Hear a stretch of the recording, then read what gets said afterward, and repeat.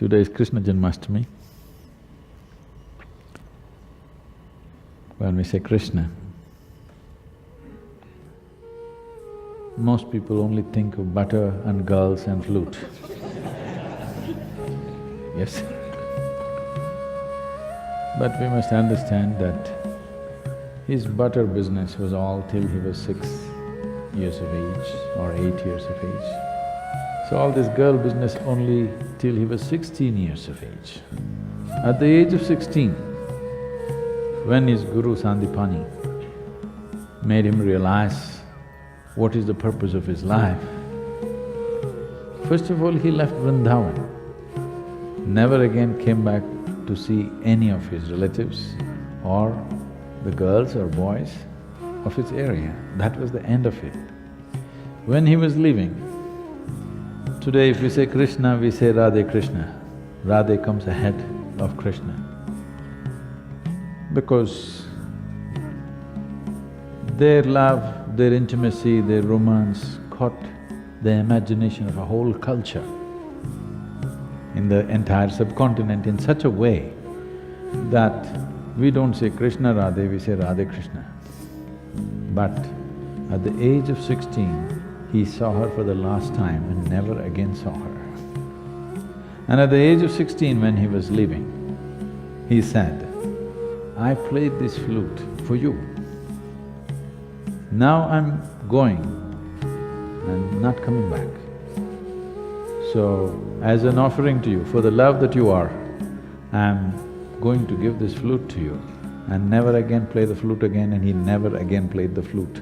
From then on it was Radha who played the flute. He never played flute after 16. From 16 to 21, he lived as a brahmachari, he took sannyas, lived as a brahmachari, went through severe sadhana. After that, his entire life was committed to marry political life, political process and the spiritual process. Well, it ended up in a disaster, but he did everything possible. So obviously, those days, political process was not a democratic process. So he thought, the most important thing is, if the leadership gets it, then the benefit will naturally come to the people. For example, a king or a prime minister or a president of a country today, or even a CEO of a company because they have hundreds of thousands of people under them, once you have such a responsibility, then every thought that you generate, every emotion that you generate, every action that you perform impacts millions of people's lives. When you have such a responsibility, it's very important you are in a good state. What you think, what you feel must be coming from a certain inner space which will work for everybody's well-being.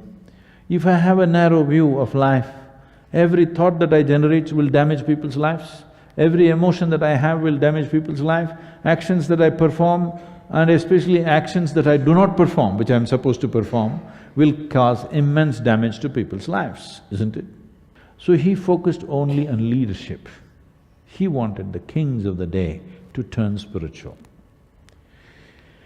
Unfortunately, it ended up in a disaster of Kurukshetra, a terrible war which wiped out, an entire generation of men, literally. That's one thing he desperately tried to avoid is that war. But the most terrible war happened, and even he, his own clan, all fought among themselves and killed themselves.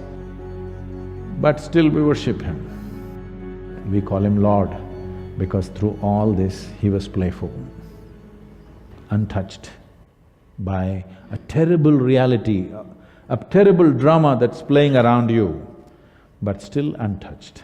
We are calling him Lord because he's a Lord upon himself.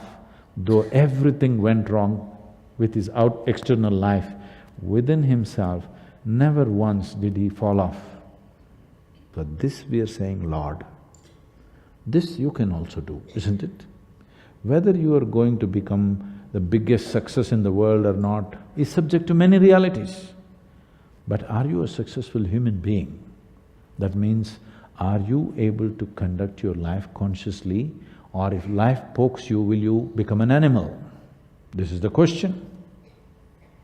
This one question, if you successfully handle, you also we will call you Lord. Yes?